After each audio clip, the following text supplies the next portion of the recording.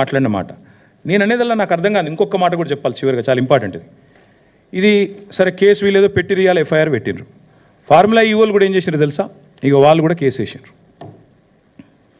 ఎందుకంటే ఒరిజినల్ అగ్రిమెంట్లో ఏముంది, ఏం డిస్ప్యూట్ వచ్చినా ఆర్బిట్రేషన్ కావాలని ఉంది.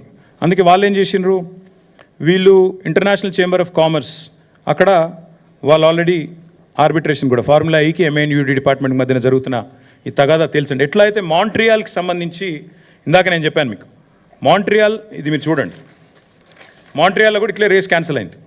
క్యాన్సిల్ అయినాక మరి ఫార్ములా ఈ వాళ్ళు వాళ్ళతో లిటిగేషన్కి పోయినరు. ఆఖరికి $3 million లిటిగేషన్ సెటిల్ అయింది. అట్లాగే సెటిల్ చేయాలన్న ఉద్దేశంతో హరీష్ సాల్వే అనే ఒక ప్రముఖ లాయర్ ఉంటారు. ఆ లాయర్ని పెట్టుకొని వీళ్ళు లండన్ నుంచి వీళ్ళు ఈ ఆర్బిట్రేషన్ ప్రొసీడింగ్స్ కూడా వీళ్ళు స్టార్ట్ చేశారు. ఇది ఏది చెప్తలేదు ప్రభుత్వం. ఫార్ములా ఈ వాళ్ళు వీళ్ళ మీద కేసు పెట్టింది చెప్తలేరు, పైసలు అడుగుతుందో చెప్తలేరు, ఎందుకు రేసు పోయిందో చెప్తలేరు, ఆ పైసలు నిక్షేపంగా ఉన్నాయి, మొదటి 2 ఇన్స్టాల్మెంట్లు అక్కడనే వాళ్ళ దగ్గర ముట్టినాయి అని వాళ్ళు పంపిన రిసీట్లు చూపెడతలేరు, 3వ ఇన్స్టాల్మెంట్ మీరు కట్టలేదు కాబట్టి రేస్ క్యాన్సిల్ అవుతుందని చెప్తలేరు. ఆఖరికి FMSCI దగ్గర వచ్చిన పైసలు, వాపసు వచ్చిన పైసలు అవి తీసుకుంటందుకు కూడా వీళ్ళు ముందుకు వస్తలేరు. This is the fact of the matter. ఇందులో ఇప్పుడు కరప్షన్ ఎక్కడుంది, కాకరకాయ ఎక్కడుంది, కేసు ఎక్కడిది, ఎక్కడిది నాకైతే అర్థమవుతలేదు. ఇక మీకేమైనా అర్థమైతే నాకు తెలియదు. కానీ ఇందులో ACB అట. ACB అంటే ఏంటంటే యాంటీ కరప్షన్ బ్యూరో. కరప్షన్ లేనప్పుడు ACB ఎడికి వస్తుంది?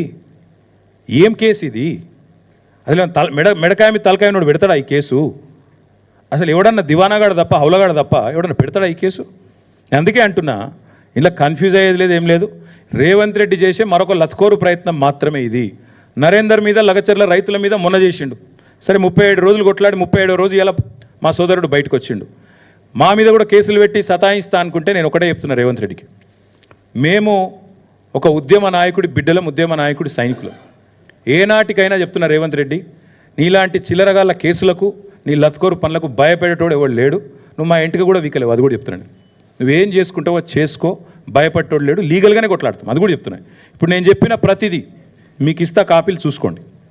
రేపు ACB అడిగితే వాళ్ళకదే ఇస్తా, పోలీసు వాళ్ళు అడిగితే వాళ్ళకదే ఇస్తా, కోర్టులో కూడా గివే ఇస్తా. బరాబర్ చెప్తున్నా, నేను తప్పు చేయలేదు కాబట్టి నాకు ఆత్మవిశ్వాసం ఎక్కువ, ఆత్మస్థైర్యం ఎక్కువ. ఏ తప్పు చేయకపోయినా కేసు పెడతా అంటే పెట్టుకో, తప్పకుండా ప్రజలు అన్నీ కూడా అధ్యయనం చేస్తారు, అన్నీ కూడా అర్థం చేసుకుంటారు. మా ఎంబడి ఎందుకు పడుతున్నావు మాకు తెలుసు, మీకు తెలుసు. అమృత్ స్కామ్ గురించి మాట్లాడబడితిమి, మూసి లూటీ గురించి మాట్లాడబడితిమి. మరి మీరు చేస్తున్న అరాచకాలు, మీ అన్నదమ్ములు ఇవాళ అదానీ గారి సిమెంట్ ప్లాంట్ కోసం కొడంగల్లో చేస్తున్న అరాచకాలను ఢిల్లీ స్థాయిలో ఎక్స్పోజ్ చేస్తుమి. నీ అదానీతో మీ వాళ్ళు అంటగాగుతున్న విధానం, మీ సీక్రెట్ మీటింగ్లు బయట పెడితిమి కోహినూరు హోటల్లో. ఇవన్నీ చూసినాక సహజంగానే నీకు కొంత కడుపుమంట ఉంటుంది.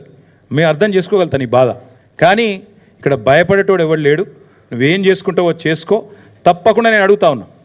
ఇవన్నీ నేను చూపెట్టిన అన్నీ కూడా these are all subject to scrutiny. మీరు you can scrutinize all of these, you can reach out to formula E. మీరు ఎవరెవరిని కలవదలుచుకుంటే, ఎవరెవరిని అడగదలుచుకుంటే వారిని అడగండి. తప్పకుండా మేము హైదరాబాద్ బ్రాండ్ ఇమేజ్ పెంచేదానికి, తెలంగాణ బ్రాండ్ ఇమేజ్ పెంచేదానికి